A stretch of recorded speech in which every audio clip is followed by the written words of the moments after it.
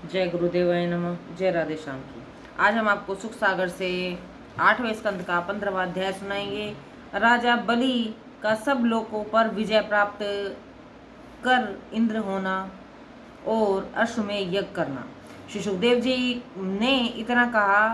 तब राजा परीक्षित ने हाथ जोड़कर उनसे पूछा, हे भगवान, विष्णु जी तो सर्वेश्वर हैं, उन्हें माया की क्या न्यूनता थी कि जो उन्होंने राजा बलि के द्वार पर जाकर उनसे 3 पग पृथ्वी मांगी, और जो मांगी सो पाकर भी उन्होंने बलि को क्यों बांध लिया।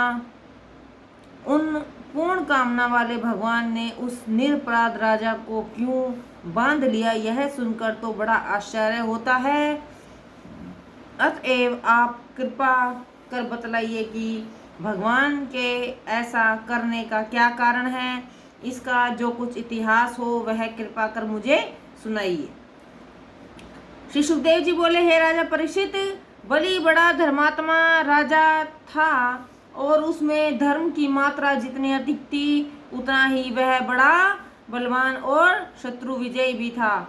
उस वंश में उनसे श्रेष्ठ दूसरा कोई नहीं हुआ। उसके वंश के गुरु शुक्राचार्य जी थे और उनके पास मृत संजीवनी विद्या थी। जब कोई मरता तो वे अपने उस विद्या के प्रभाव से उसे जिला देते थे।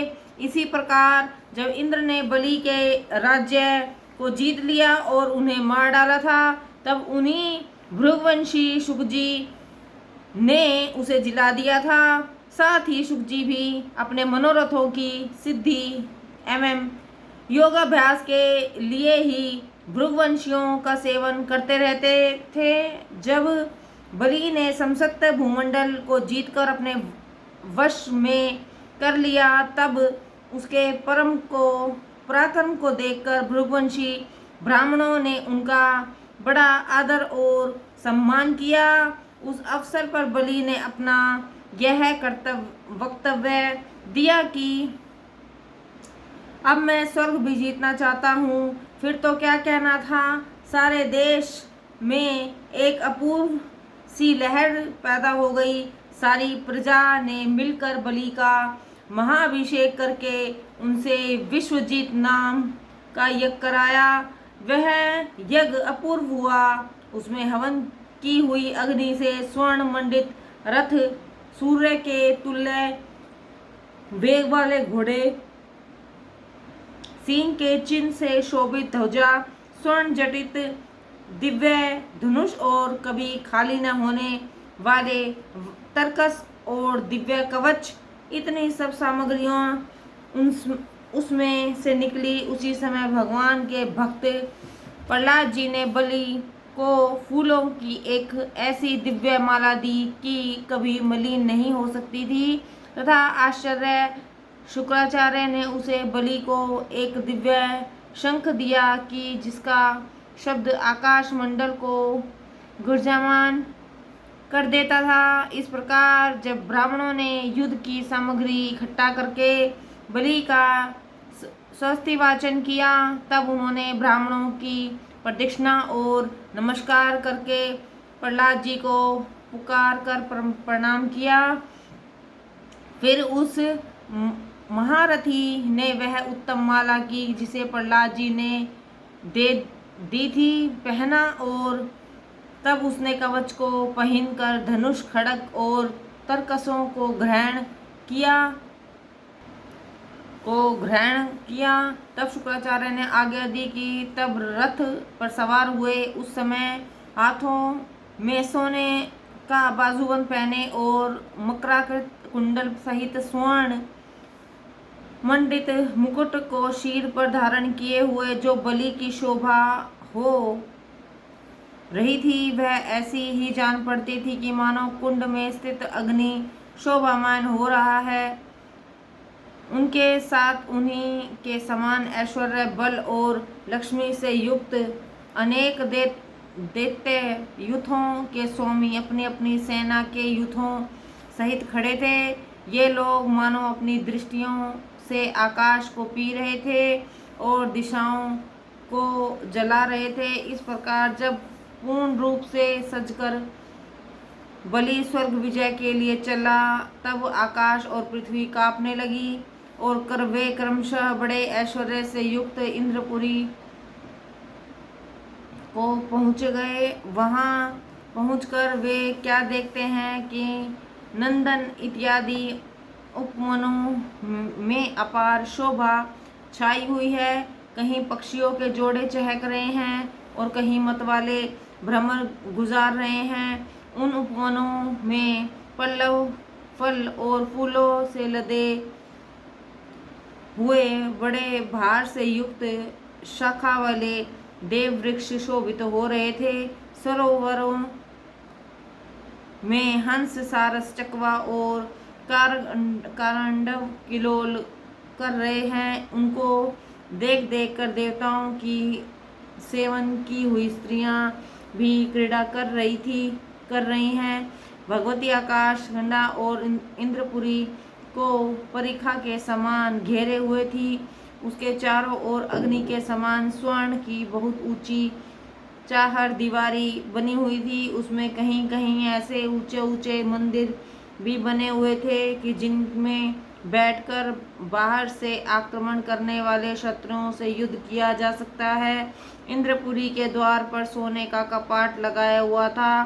तब उस नगरी के अन्य ग्रहों के सभी दरवाजे स्फटिक मणि से बने हुए थे। राजद्वार की सब सड़कों की अद्भुत ही शोभा थी। उस नगरी को, इंद्रपुरी को विश्वकर्मा ने स्वयं अपने हाथ से बनाया था। उस पुरी में सभाएं, आंगन और छोटे छोटे मार्ग बड़े ही शोभामान हो रहे थे। वहाँ कहीं कहीं मणि और मूंगा के चबूतरे भी बने हुए थे। प्रत्येक चौराहे पर अनगिनत विमान विद्यमान रहते थे। उस पुरी में श्याम वर्ण की बहुत ही सुंदर स्त्रियां थी कि जिनकी अवस्था और रूप में कालकृत विकार नहीं होता था। उनके वस्त्र कभी धूमिल नहीं होते थे और वे ज्वालाओं से युक्त अग्नि के ही समान जान पड़ती थी। उस पुरी में देवताओं की स्त्रियों के बालों से सनी हुई, उनके गले में पड़े हुई नवीन कमलों की माला में जो सुगंधित आती थी, उससे वायु मार्ग बड़ा ही सुगंधित हो रहा था। स्वर्ण की खिड़कियों में बैठी हुई देवताओं की स्त्रियां कभी बाहर की ओर झांकती और कभी झुककर वहां पर स्थित अगरू की सुगंध लेती थी। उस पुरी में मोतियों के गुथे हुए बितान स्रोत लगाए हुए थे। सब ध्वजाओं में मणि जड़ा हुआ था और इस प्रकार के अनेक पताकाओं से युक्त वह नगरी विमान और अग्रभागों से भरी हुई थी।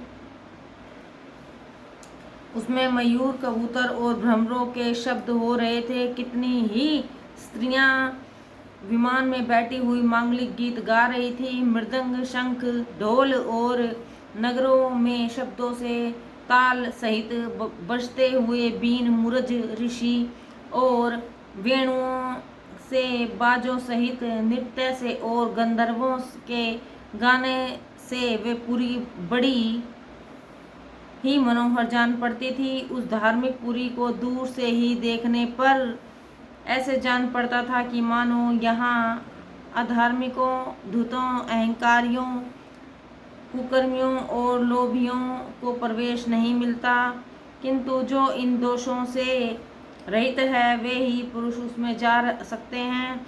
तब इस प्रकार उस इंद्रपुरी को देखकर सेनापति बलि ने देवताओं की उस राजधानी को अपने सैनिकों सहित चारों ओर से घेर लिया और महर्षि शुक्र ने जो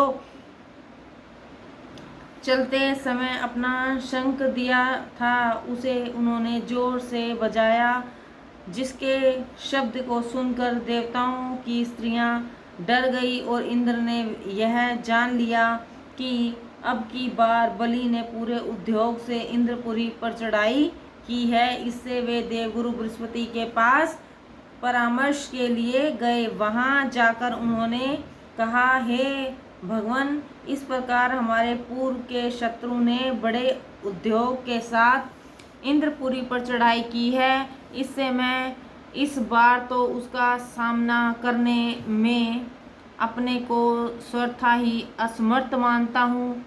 भला किस तेज से इस बार बलि इतना बढ़ गया है। इस बार तो उसका पराक्रम ऐसा जान पड़ता है कि उसे कोई थोड़ा भी यहाँ से भगा नहीं सकता। यह तो मूर्ख से स्वर्ग को मानो पी रहा हो, मुख से स्वर्ग को पी रहा हो और दशों दिशाओं को मानो अपनी जीहा से चाट रहा है।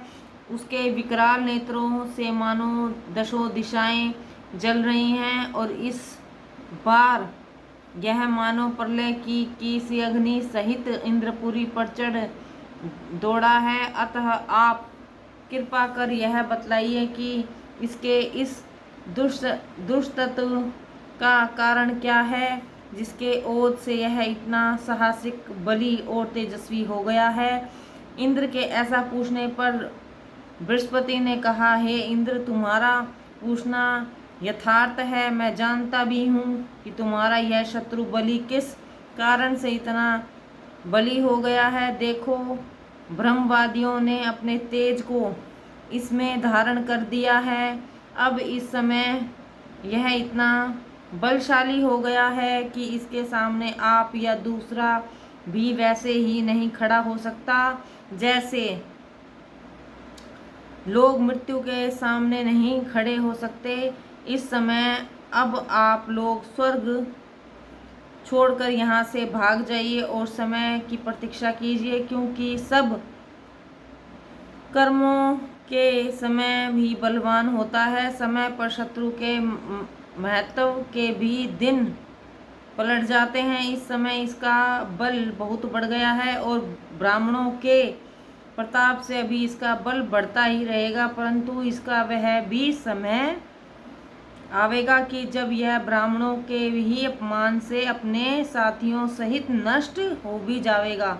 प्रयोजन को जानने वाले बृहस्पति ने जब उनको ऐसी उत्तम अनुमति दी, तब स्वेच्छा से रूप धारण करने वाले वे देवता लोग स्वर्ग को छोड़कर वहां से चले गए। फिर तो विरोचन के पुत्र बलि ने सहज ही में अमरावती में निवास करके तीनों लोकों को अपने वश में कर लिया। पश्चात शिष्य में प्रेम करने वाले भृगुवंशियों ने त्रिलोक विजयी अपने अनुयायियों शिष्यों बलि से 100 अश्वमेध यज्ञ कराए। उन यज्ञों के प्रताप से बलि की कीर्ति तीनों लोक में छा गई। वे सब दिशाओं से में प्रकाशमान चंद्रमा के ही समान परम शोभा को प्राप्त हुए। फिर तो उन परम मनस्वी बलि ने ब्राह्मणों द्वारा प्राप्त कराई गई महासमुद्धि युक्त लक्ष्मी का भोग करते हुए अपने को कृत्य समझा। जय गुरुदेवाय नमः। जय राधे श्याम की।